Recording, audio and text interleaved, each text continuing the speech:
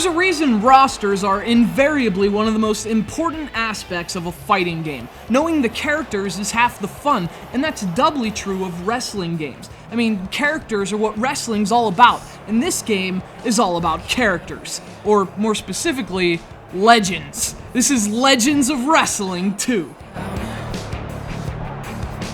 Hands down, the coolest thing about this game is the way it celebrates wrestling history, primarily with its massive roster that definitely comes as advertised. It's absolutely packed with legends. Case in point, last year the WWE released a DVD counting down the 50 greatest wrestlers of all time.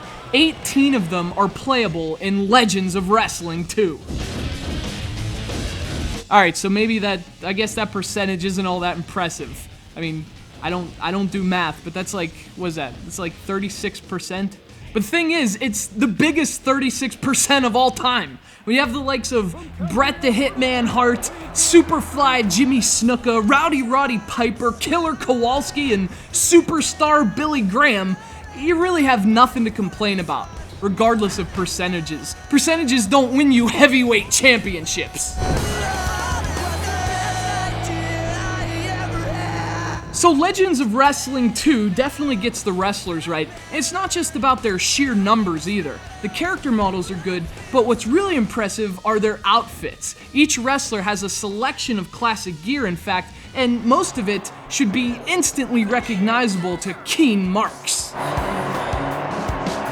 Now, of course, you could always nitpick about omissions in a fighting game, especially a wrestling game, the most glaring of which are guys like Randy Savage and Ric Flair, but there's more than enough here to glaze over any of the roster's shortcomings. Unfortunately, though, the game's other problems are a bit less forgivable, and that includes some pretty major presentational flaws. Now, obviously, graphics are going to be one of them, although the action figure-like character models are done pretty well.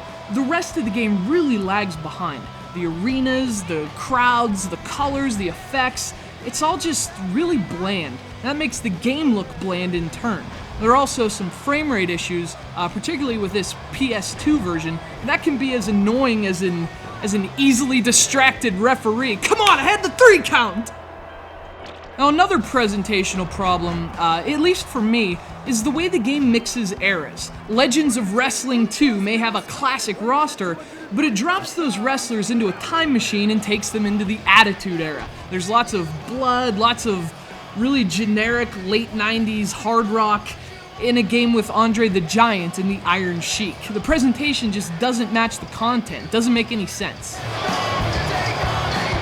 There's also an issue of some wrestlers using other wrestlers' finishers, but otherwise I really like what this game has to offer. It has really interesting controls for a wrestling game too. They're based on chaining together combinations by timing your button presses in tandem with other moves. It doesn't make for great multiplayer, as you and your friend will probably just memorize when to press the buttons, but it's really fun for single player, and it's a really nice change of pace from, old school button mashing.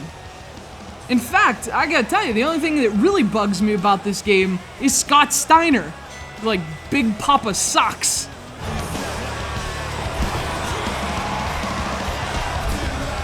This really isn't a game for casual wrestling fans. This is a game for people who are, actually aware that wrestling existed before Hulk Hogan. The roster's terrific, the controls are unique, and despite a lack of polish in the details, at least magic happens in the ring in Legends of Wrestling 2. Watch me lock on this sharpshooter. Everyone taps out of the sharpshooter.